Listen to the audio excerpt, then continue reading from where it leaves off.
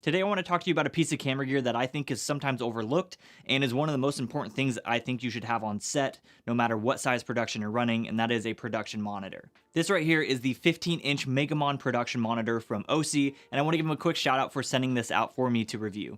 Before I get into the actual specs of this thing, I want to talk a little bit about the importance of having a production monitor. Having a larger monitor on set plays a crucial role in ensuring the success and quality of your production.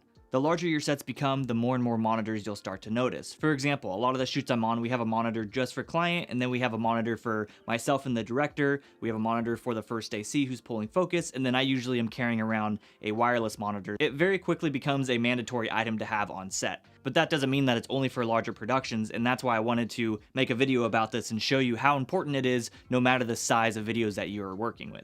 The second you start doing any sort of client work, or you're hired to be a cam op or a cinematographer, no matter the scale of the shoot, the client or the director is going to want to see a larger image played in real time, so that way they can make sure everything looks how they're expecting it to. It's very easy to miss little mistakes in your frame when you're only looking at a 3.5-inch monitor or a 5 or even a 7-inch monitor. And I guarantee if you're hired to shoot a video even at the smallest scale and you pull up with a production monitor, it's just going to make you look even more professional, and it's going to make the shoot day run a little smoother, which means they're probably going to hire you again in the future. Now you may be wondering, why can't I just use a computer monitor or some cheap panel that I have laying around? You can use that in theory, but you're going to be lacking a lot of things like the tools built into a production monitor, which I'll get into. So let's go into a little deep dive about this monitor. This is a 15-inch monitor with a 1920 by 1200 display, 10-bit color, a 1450 to 1 contrast ratio, and 1000 nits brightness. It also comes with a carrying case that has a built-in sun hood so that you can shoot in any shooting environments no matter how bright it is, and you're going to be covered there. Now let me move around to the back so you can see what's back here. Now I did change the actual mount itself because I do a lot of vertical shooting, so I needed a mount option where I can throw it on its side like that. So it has VESA mounts here. You can throw any mount on it if you don't want to use the included one. The only downside to using a third-party mount is the fact that I can't fit a baby pin through the hole of the case and mount it from there, so I have to mount it from the back, which again, not a huge deal, but sort of inconvenient. But on the back here, you'll see that it has 2 SDI ins, 1 SDI out for looping out to another monitor. You have 1 HDMI in and 1 video in here. And that brings me to my first gripe about this, is the fact that it does not support multi-view. So you can only run 1 camera feed in here at a time, even though there are multiple inputs on the monitor. Some other monitors will support at least 2 and some will support 4. So if you do a lot of multicam shooting like interviews or live broadcast type stuff, you'll have to get a decimator or something to split the feeds if you want to run multiple views into this. That is somewhat of a bummer for me, but at the same time, a lot of the times I'm using this, it's for smaller shoots where I just have a single camera anyways, and so it hasn't been a huge deal. Moving around here, I have the V-mount option. It comes in a V-mount or a gold mount option.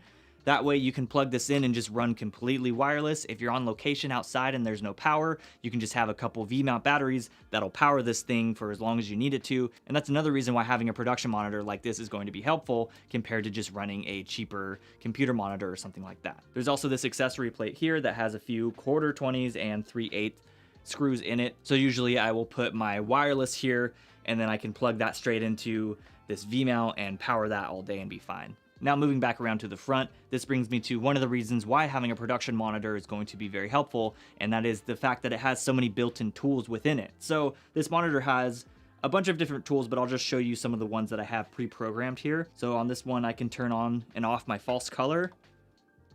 This is my focus assist, so it gives me focus peaking to make sure I know everything's in focus whenever I'm checking the frame. Right here is your markers, so this is kind of your crosshatch, where you can make sure that you're framing everything properly, especially if you're doing multiple type of deliverables like 16:9 and 9:16. I can see that I'm gonna fit within these frames and be okay. And this one, turn my LUT on and off. There are so many different tools in here that you can add. I just have these 4 here because they're what I use the most. Now let's talk about the LUTs here and why that's so important. If you are running a smaller camera or maybe a more entry-level cinema camera, you're going to run into some issues like not being able to output a LUT or not being able to play back a LUT. In my case, the C70 is what I would consider an entry-level cinema camera, so it can output a LUT directly from the camera, but when I go into playback, it plays it in log, and that's just annoying, especially when you have the client and director around. You want to make sure you're showing the image in a way that it's going to be in the final edit. Having a monitor like this, you can load whatever LUT you need. You can also input them in here, and so you can put custom LUTs inside of it. And that's really going to help you when it comes to exposing the image and making sure it looks as good as it can for the final edit. I've used this on a couple different projects over the past 2 months, and I'm very impressed with the quality of the panel itself. It's super color accurate, and I'm very happy with the image I'm able to get straight from this monitor. Now, keeping in mind that this is a sub $1,000 monitor, it is going to come with some drawbacks, one being the lack of multi-view support, and also just the build quality itself isn't bad. The panel itself is very nice, but I think the plastic around here is a little cheap and everything on the back here, but again, that's not a deal breaker for me, especially for what I'm using this for. And if you keep it in the case that it comes with, that really doesn't matter. I was a little underwhelmed with the mount that it came with. Within minutes of me having this on, I did notice it was already starting to loosen at a point where you have to take the bracket off to tighten the screws that are holding it together. But I had to, again, change it anyways to this monitor mount just to make it a little easier for throwing into vertical. But you also don't need to use the stand. You can use the included feet and just set it on a tabletop or flat surface. Just note that you cannot keep this in the case with the feet on. You have to take them off for storage. Kind of annoying, but if you want to just use the case, you can set it on a tabletop and probably be fine.